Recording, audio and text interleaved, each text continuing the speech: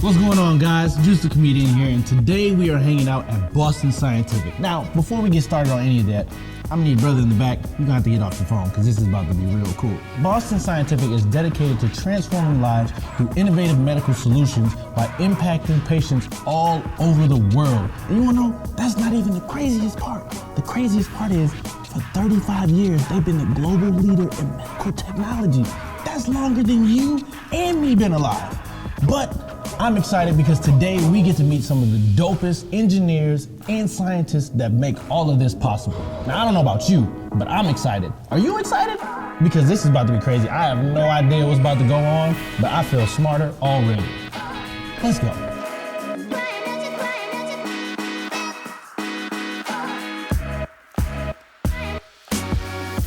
So we're at the lab right now, and we're gonna meet up with Jasmine. Jasmine is a process engineer. She's working on ways to reduce the time it takes to make Boston Scientific's embolic microsphere. Now, I know that was a mouthful. Basically, she makes these little beads that block off blood flow and they starve tumors. That sounds dope, doesn't it? All right, so we're gonna get suited up and we're gonna go in here and we're gonna take a look at what she's doing. Come on.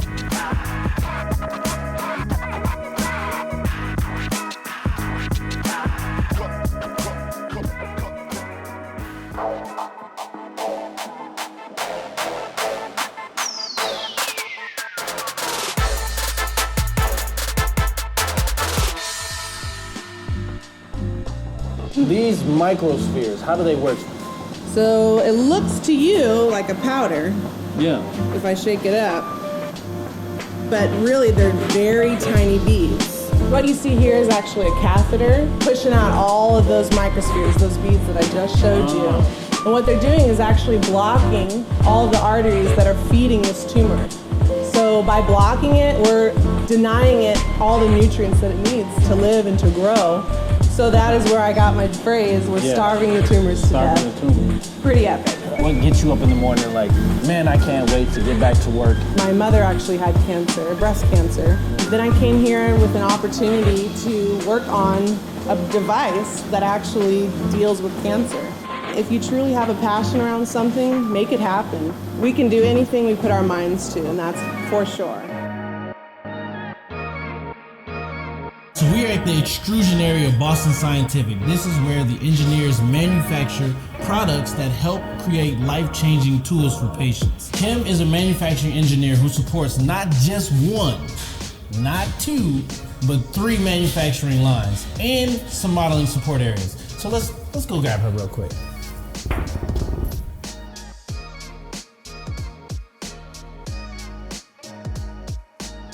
So Kim, can you tell us a little bit about what you do here at Boston Scientific? I'm a manufacturing engineer here at Boston Scientific. I work in this area, which is our extrusion floor. Everything I make gets sent somewhere else to be assembled and then created into a finished good.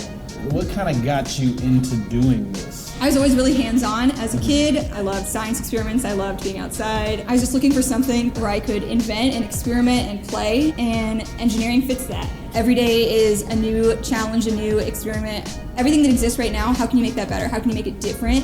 Think outside the box in everything you do in your life, and then you'll get there. Wow. All right, guys, behind me is a set of anatomical models that teach scientists, physicians, and engineers the advantages of the product they make here at Boston Scientific. In this space, Jeff creates an environment that leads to the improvement of current devices and the creation of new devices. So we're gonna hang out with Jeff real quick. Let's see what he's doing real quick. Boom, boom, boom. Well, Jeff, can you kind of give me a little idea of what's going on over here? What do you do? We've got a model that we've created from actual patient scans. So all of this is the same size it would be in a human patient.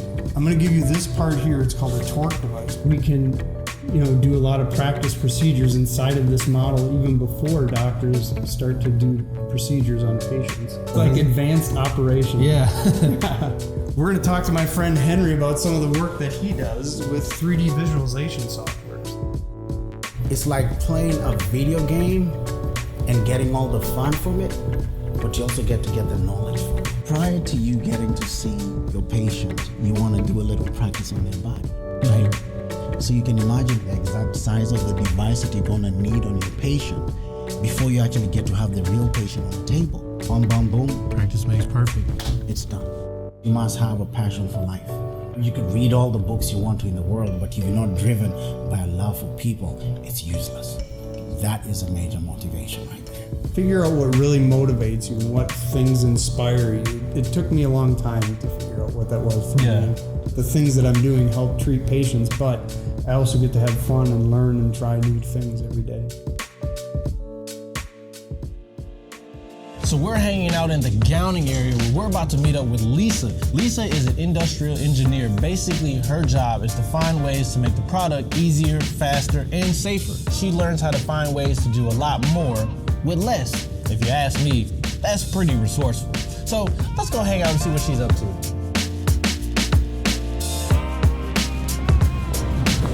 So I'm an industrial engineer. I try to figure out how can we make more cables with less money, how to make it safely, and how to make it faster. It's gotta be perfect and never, ever, ever go wrong. Because they're gonna go inside the heart and they're gonna be there for 10 years. Yeah, goes in somebody's heart, you gotta make sure that it's perfect. I wanted to be an engineer, but I'm not the kind of person that stays behind a computer for too long. Industrial engineers talk with people, we talk with engineers, we talk with builders on the floor, supervisors, and we just try to make it work between all of us. Anybody can be an engineer. Just because math wasn't my favorite subject didn't mean that engineering wasn't for me. If somebody's not there to ask the right question, how are you gonna come up with the best answer? So always be curious, don't lose that curiosity when you ask why, and when you don't know why, try to figure out yourself. All right, so we're about to meet Nick. Nick is a manufacturing engineer manager who leads a team of engineers who maintain and improve the manufacturing process of all the products here at Boston Scientific. So I guess you can say he's a big deal. And by I guess, he really is a big deal. So let's see what he's up to. So can you kind of give us a description of what exactly you do here at Boston Scientific? I'm a manufacturing engineering manager, so I manage a team of engineers and technicians who work on the manufacturing floor, making sure our quality stays where it needs to be, making sure that we're producing the amount of product that we need to do, and then also kind of continuously improving our products to make sure that we're still continuing to strive for better things. This is called a collaborative robot. What kind of separates one collaborative robot from another is the end of arm tooling that you put on the end of it. That can be anything from a suction cup where you can actually pick up parts and move them from space to space. It can have a camera on it to find certain things, measure different things. We can kind of move the robot down in position and go, all right, that's point one, teach it. Then we'll go move it over here and go, all right, this is twist this way, teach point two. And then it's ready to do whatever programming you want to do. Now that is dope. We just learned how to train a robot, people. Back when I was younger, I've always enjoyed math and the sciences, but you can do that at a lot of different places. Here at Boston Scientific, what really kind of gets me coming into work is that the products that the patients get really improve their quality of life. So that's really what kind of drives me coming in day after day.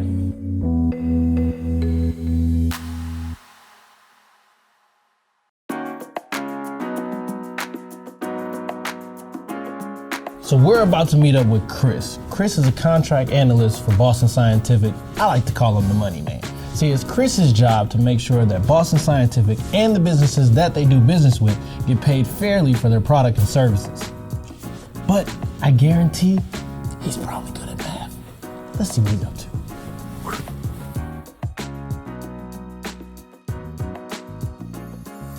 So Boston Scientific is coming out with new products every year. And I have to learn these new products to help the salespeople complete their job in the field. And they have a stressful job.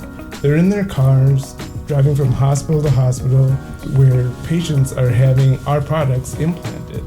And they're calling my desk, relying on me to give them critical pricing information to help them do their jobs. Some of the contracts that I work on are worth millions of dollars. I really didn't think I was good enough at math to have a job like this. Now it's amazing that I'm in this role. And if I can help out the salespeople or the actual patients, that's a great day. When you're at school, say hi to kids that may not be in your friend group. When you get into a work environment, you're dealing with all types of people from all walks of life. And you have to figure out a way to work together to a common goal. So we've met a lot of dope people here at Boston Scientific, but guess what?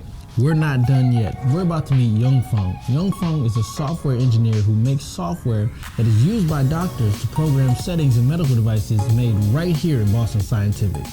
Let's go meet him. This programmer is used in the field by doctors, nurses, and other clinicians to program our devices made by Boston Scientific. It's like a mini iPad. Yes, Or yeah. not a Well, it's mini bigger. iPad, a big iPad. So how does this work exactly? Like, how does the app work? Sure. Okay, so I'll show you one example. So it gives you patient information, like when we did the last follow-up, when the device was implanted. You know, there is a lot of parameters that we could set here. It's really tailored to each specific patient, their condition.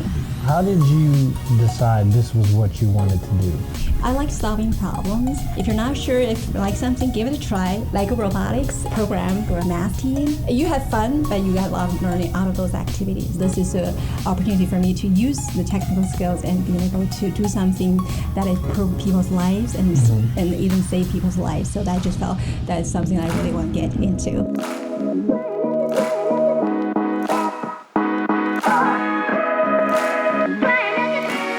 Alright guys, and that is what we call a wrap. Thanks for hanging out with me at Boston Scientific, and I hope you feel encouraged like I did to possibly pursue a career in STEM. You never know, this could be you in a couple years. Looking as fresh as everybody in these lab coats. And remember, not all heroes wear capes, but they do wear lab coats. Until next time, I'm Juice. See you later.